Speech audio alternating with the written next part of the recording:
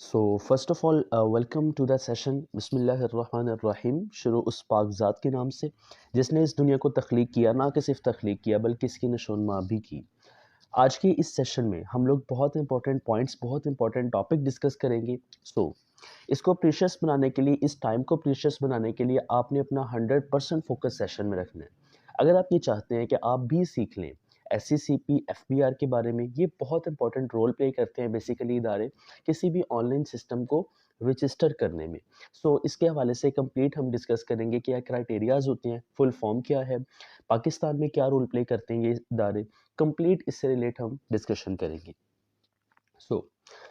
Session को फोकसली सुनने के लिए आपने चंद बातों का, कुछ चीज़ों का ख्याल रखना है। सेशन टाइम पे जो आपने अपना टाइम सेशन को देना है, उस टाइम पे किसी ऐसी जगह आपने बैठना है जहाँ पर इंटरनेट प्रॉब्लम ना करता हो। सेकेंडली, किसी ऐसी जगह बैठे जहाँ पर शोर ना हो, ताकि आप सेशन को प्रॉपरली सुन के कंप्लीटली मुकम्मल तौर पे इसको समझ सकें। आज के सेशन को स्टार्ट करने से पहले टॉपिक से रिलेट हम डिस्कस कर लेंगे कि आज के सेशन में कौन से टॉपिक्स हैं। ओके, आज का हमारा फर्स्ट टॉपिक है SECP, second topic FBR, third traditional business versus direct sale business, fourth topic होगा हमारा बेनिफिट्स ऑफ मोरिंगा। अब इन टॉपिक्स में क्या एक्सप्लेनेशन है, इसकी क्या डिटेल है, कंप्लीट इन टॉपिक्स में हम डिस्कस करेंगे। तो आपने इसको प्रॉपरली समझने के लिए 100% फोकस के साथ सेशन को सुनना है। तो बाकी इंशाल्लाह टॉपिक्स में कंप्लीट एक्सप्लेन किया जाएगा। ओके, तो चलिए स्टार्ट करते हैं आज का पहला टॉपिक, SECP। SECP की कंप्लीट फॉर्म है securities and exchange commission of Pakistan. ये बेसिकली पाकिस्तान का एक ऐसा इदारा है जो कि पाकिस्तान में काम करने वाले तमाम सिस्टम, तमाम ऑर्गेनाइजेशंस को लीगल करता है। पाकिस्तान में कोई भी सिस्टम, कोई भी कंपनी, कोई भी ऑर्गेनाइजेशन काम कर रही है, अगर वो SECP के इदारे से रजिस्टर्ड नहीं है, सो दैट मीन्स कि वो पाकिस्तान में इलीगल काम कर रही है।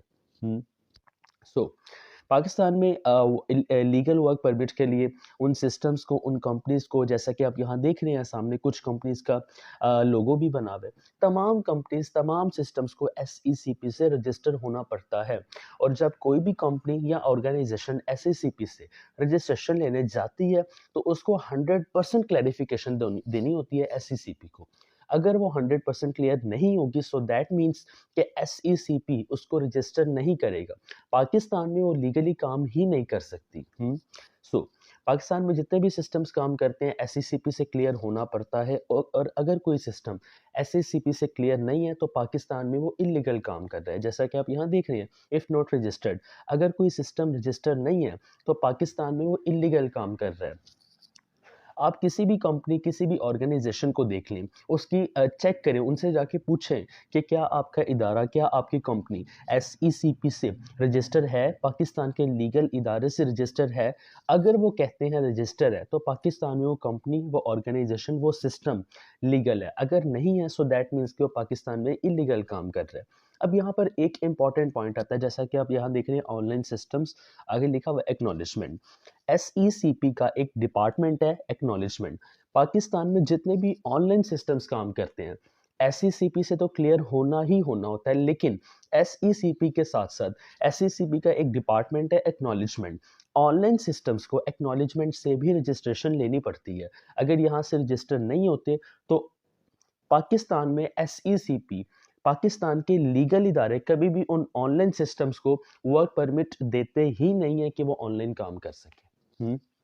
सो ऑनलाइन सिस्टम को रजिस्टर होने के लिए एक्नॉलेजमेंट के इदारे से भी रजिस्ट्रेशन लेनी पड़ती है। अब यहाँ पर लास्ट में इधर एड्रेस लिखा हुआ है SECP के इदारे का। ये बेसिकली पाकिस्तान का इदारा है, इसका हेड ऑफिस इस्लामाबाद में है।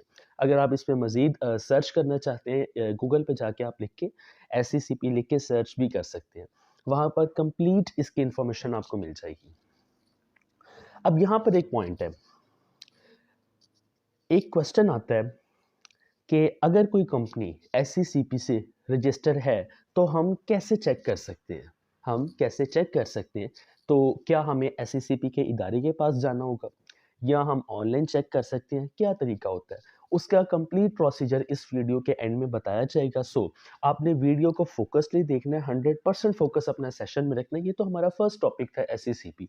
आगे बहुत इंपॉर्टेंट टॉपिक्स है, एफबीआर से रिलेट हम डिस्कस करेंगे, बिजनेस से रिलेट, कैटेगरीज, पैसिव इनकम से रिलेट हम डिस्कस करेंगे। सो आपने अपना 100% फोकस सेशन में रखना है। अब मूव करते हैं सेकेंड टॉपिक पे, एफबीआर। एफबीआर की कंप्लीट फॉर्म, एफबीआर की एब्रिविएशन है फेडरल बोर्ड ऑफ रेवेन्यू। ये भी पाकिस्तान का लीगल इदारा है, ये भी पाकिस्तान में लीगल काम, लीगल मामलात ही देखता है। लेकिन इस सिस्टम का, इस इदारे का पाकिस्तान में क्या रोल है वो हम डिस्कस कर लेते हैं। पाकिस्तान में जितनी भी कंपनीज, जितनी भी ऑर्गेनाइजेशंस, जितने भी सिस्टम्स काम करते हैं, एसईसीपी की रजिस्ट्रेशन के बाद उनको एफबीआर से क्लियर होना पड़ता है। एफबीआर बेसिकली टैक्स पेड इदारा है, टैक्स पेयर्स, टैक्स कलेक्शन करता है। जितने भी पाकिस्तान में टैक्स के काम है, टैक्स के मामलात हैं, वो एफबीआर का इदारा देखते हैं, एफबीआर के इदारे के हैंड ओवर है। सो पाकिस्तान में जितने भी सिस्टम्स काम कर रहे हैं, अगर वो एसईसीपी के साथ साथ एफबीआर से भी क्लियर्ड नहीं है, सो दैट मीन्स कि वो भी इलीगल काम कर रहे हैं, ब्लैक मनी पे काम कर रहे हैं। क्योंकि वो जो पैसा कमा रहे हैं, उनकी जो इनकम है, उस पर टैक्स पे ही नहीं किया जा रहा। तो पाकिस्तान में जितनी कंपनीज काम करती हैं, ऑर्गेनाइजेशन, सिस्टम्स, फिजिकल हो, ऑनलाइन हो, उनको एफबीआर से भी क्लियर होना पड़ता है। अगर एफबीआर से क्लियर नहीं है, सो दैट मीन्स को ब्लैक मनी पे काम कर रहे हैं। और जितने भी systems, companies, organisations black money पे काम करती हैं, वहाँ पर फिर डिफरेंट जो इदारे हैं, पाकिस्तान के लीगल इदारे, वो रेड भी करते हैं। जैसे कि एफआईए का इदारा है, आईएसआई का इदारा है, और बहुत सारे ऐसे इदारे हैं, वहाँ पर रेड भी करते हैं। तो पाकिस्तान में काम करने वाले सिस्टम्स में अगर आप काम करते हैं, तो ये भी चेक करना होता है कि क्या वो एफबीआर से क्लियर है या नहीं है। जैसा कि आप यहाँ देख रहे हैं, एफबीआर टैक्सेस के आपके सामने पिक्चर्स बनी हुई है। तो अगर इन तमाम सिस्टम्स को, काम करने वाले सिस्टम को रजिस्ट्रेशन रिक्वायर्ड होती है, अगर एक क्लियर नहीं है, तो पाकिस्तान में वो ब्लैक मनी पे काम कर रहे हैं, लीगल काम नहीं कर रहे, इलीगल क्राइटेरियाज, इलीगल मामलात में वो सिस्टम्स काम कर रहे हैं। उम्मीद करता हूँ कि यहाँ तक ओवरऑल आपको क्लियर होगा। इसके बारे में भी अगर आप मज़ीद, हमने यहाँ पे मेन मेजर पॉइंट हमने डिस्कस किए। मज़ीद अगर आप सर्च करना चाहते हैं, गूगल पे जाएं, एफबीआर लिख के सर्च करें, वहाँ पर कंप्लीट आपको सामने वो शो कर देगा कि कौन से इदारे रजिस्टर हैं या नहीं है, या एफबीआर पाकिस्तान में क्या रोल प्ले करता है। कंप्लीट इन्फॉर्मेशन वहाँ पर आपको प्रोवाइड करेगा। बहुत सारे डिपार्टमेंट्स आते हैं, लेकिन यहाँ पर मेजर इन शॉर्ट सादा अल्फाजों में हमने डिस्कस किया है कि एफबीआर का मतलब क्या है और एफबीआर का पाकिस्तान में क्या रोल है, पाकिस्तान में ये सिस्टम क्या रोल प्ले करता है। ओके, तो अब मूव करते हैं आज के थर्ड टॉपिक की तरफ, जो कि मोस्ट इंपॉर्टेंट टॉपिक है, traditional business versus direct sale business. अब इन टॉपिक्स को डिस्कस करने से पहले, इसका कंपैरिजन करने से पहले, कुछ पॉइंट्स को जान लेना बहुत ही ज़रूरी है। अब जैसा कि आपने सीखा था एक्टिव इनकम और पैसिव इनकम को लेके, तो पैसिव इनकम में पैसिव इनकम में आपके पास आता है सिस्टम बनाने की अपॉर्चुनिटी, कि आप सिस्टम बनाएं, बिजनेस करें। अब बिजनेस में दो तरह की कैटेगरीज आ जाती हैं, ट्रेडिशनल बिजनेस और डायरेक्ट सेल बिजनेस। बिजनेस में यही दो कैटेगरीज हैं, इसके अलावा कोई तीसरी कैटेगरी नहीं है। तो चलिए अब डिस्कस कर लेते हैं कि ट्रेडिशनल बिजनेस क्या होता है और डायरेक्ट सेल बिजनेस क्या होता है। ट्रेडिशनल बिजनेस, जैसा कि आप देखते हैं बाहर मॉल्स हैं, फैक्ट्रीज हैं, इंडस्ट्रीज हैं, ये जितने भी सिस्टम्स आते हैं, ये सब आते हैं ट्रेडिशनल बिजनेस में। ट्रेडिशनल तौर पे ये लोग बिजनेस कर रहे होते हैं, ये तमाम सिस्टम्स, क्योंकि ये तमाम सिस्टम्स मिडल मैन्स को इन्वॉल्व करके बिजनेस करते हैं। अब मिडल मैन का क्या कॉन्सेप्ट है, वो भी कंप्लीट आपके साथ डिस्कस किया जाएगा। सो यहाँ तक आप ये समझ लें कि ट्रेडिशनल बिजनेस जितनी भी कंपनीज, ऑर्गेनाइजेशन, फैक्ट्रीज फिजिकल काम करती हैं, जैसे कि इंडस्ट्रीज़ हैं, फैक्ट्रीज़ हैं, स्टोर्स हैं, ये तमाम सिस्टम्स, ये तमाम कंपनीज, ये तमाम फैक्ट्रीज ट्रेडिशनल बिजनेस में काम करती हैं, ट्रेडिशनल बिजनेस की कैटेगरी में आती हैं। अब बात कर लेते हैं डायरेक्ट सेल बिजनेस के। डायरेक्ट सेल बिजनेस क्या होता है? डायरेक्ट सेल बिजनेस में ऑनलाइन सिस्टम्स ज़्यादातर इन्वॉल्व होते हैं। डायरेक्ट सेल बिजनेस में होता क्या है? डायरेक्ट सेल बिजनेस में पर्सन टू पर्सन सेल होती है। उसमें कोई मिडल मैन्स इन्वॉल्व नहीं होते, और डायरेक्ट सेल बिजनेस में ज़्यादातर ऑनलाइन प्लेटफॉर्म्स इन्वॉल्व होकर काम करते हैं। ज़्यादातर इस कॉन्सेप्ट पे ऑनलाइन प्लेटफॉर्म्स काम करते हैं। तो चलें अब इसका मज़ीद डिटेल हम डिस्कस कर लेते हैं कि ट्रेडिशनल बिज़नेस और डायरेक्ट सेल में डिफ़रेंस क्या है, इसमें फ़र्क क्या है?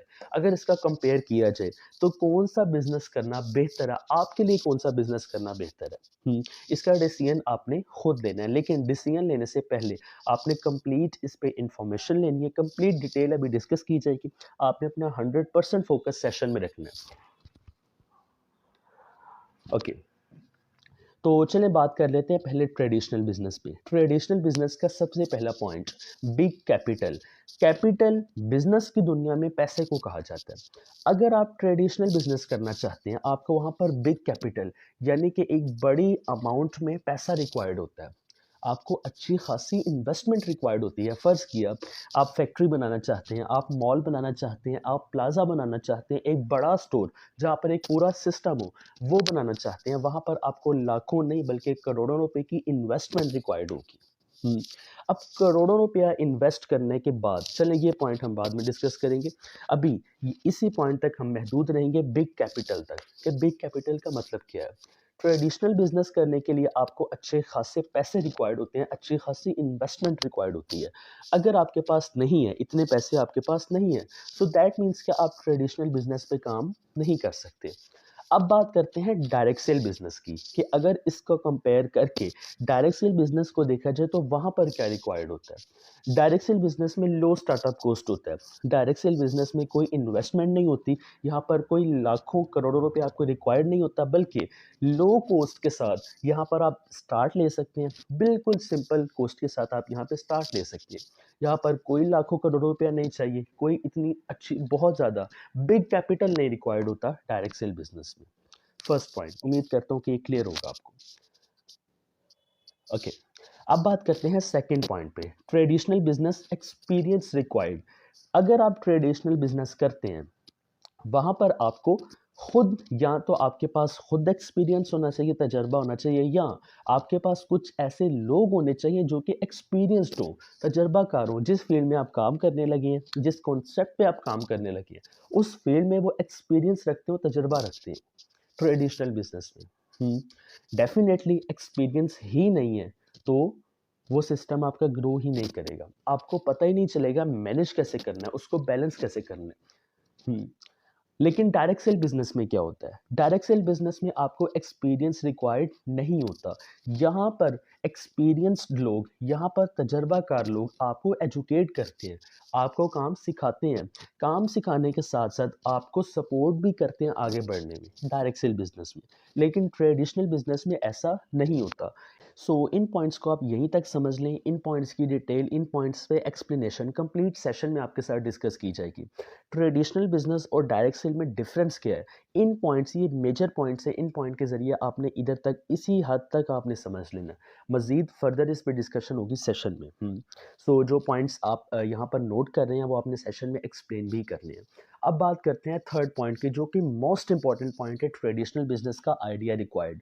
मिसाल के तौर पे आप कोई भी ट्रेडिशनल बिजनेस स्टार्ट करते हैं, आपके पास पैसा भी है, आपके पास बिग अमाउंट है, बिग कैपिटल है, तो पैसे के साथ साथ आपके पास एक आइडिया, एक स्ट्रॉन्ग, एक यूनिक आइडिया भी होना चाहिए। सर अगर आपके पास आइडिया नहीं है, अगर आपके पास यूनिक आइडिया नहीं है, सो दैट मीन्स कि आपका बिजनेस ग्रो नहीं करेगा।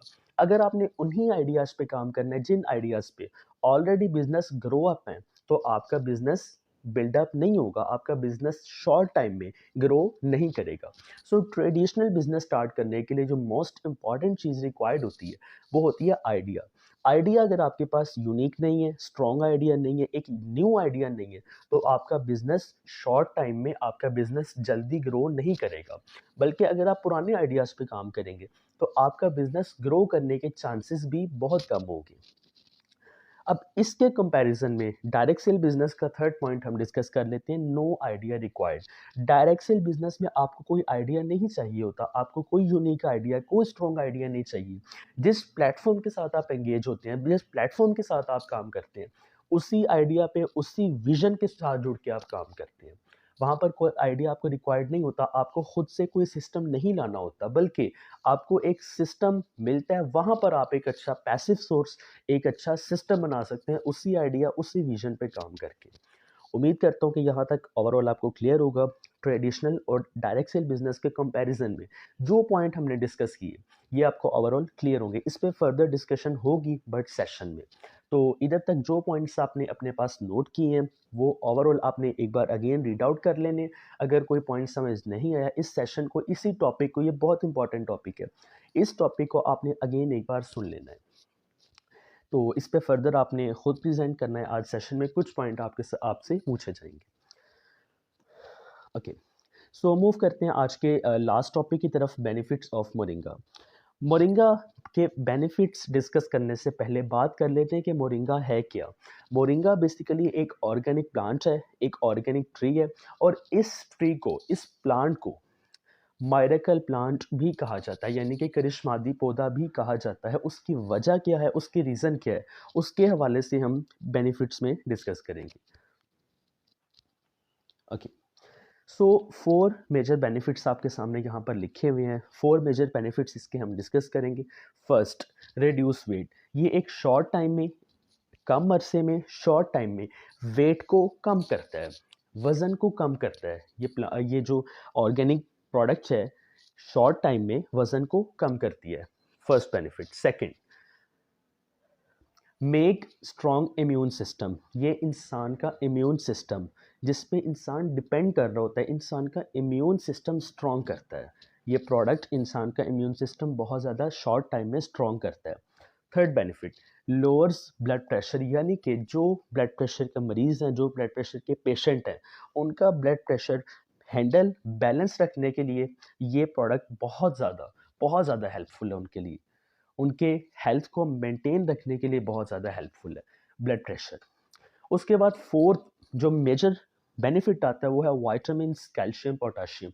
ये तमाम चीज़ें, ये तमाम प्रोटीन्स इसमें पाए जाते हैं, तमाम प्रोटीन्स इस एक प्रोडक्ट में पाए जाते हैं। इसके अलावा यहाँ आप देख रहे हैं लास्ट में लिखा हुआ है प्रिवेंट 300 प्लस डिजीजेस। इस प्रोडक्ट में 300 से ज़ायद बीमारियों का इलाज है सर, 300 से ज़ायद बीमारियों का। अगर आप इस पर फर्दर सर्च करना चाहते हैं, अगर आप ये जानना चाहते हैं कि क्या सच में ऐसा है या जस्ट ऐसे ही बातें की जा रही है, यूट्यूब पे जाएं, बेनिफिट्स ऑफ मोरिंगा, या आपके सामने कैप्शन लिखा हुआ है बेनिफिट्स ऑफ मोरिंगा, लिख के यूट्यूब पे जाके सर्च करें। वहाँ पर बेशुमार वीडियोस, बेशुमार लोगों की वीडियोस आपके सामने आ जाएंगी और आप हैरान हो जाएंगे कि मोरिंगा चीज़ क्या है, इसको मायरेकल प्लांट, करिश्माती पौधा क्यों कहा जाता है। सो उम्मीद करता हूँ कि यहाँ तक ओवरऑल आपको क्लियर है, ओवरऑल आपको समझ भी आ गई होगी। So thank you so much. ये सेशन हमारा यहीं पे एंड होगा, और जो भी इसमें पॉइंट्स आपने अपने पास नोट किए हैं मुझे चेक भी करवा देने हैं, और सेकेंडली उन्हीं से रिलेट सेशन में डिस्कस की जाएगी। जो भी सेशन में डिस्कशन होगी उन्हीं पॉइंट से रिलेट होगी। फर्दर इन टॉपिक्स पे फर्दर हम सेशन में डिस्कस करेंगे। So thank you so much.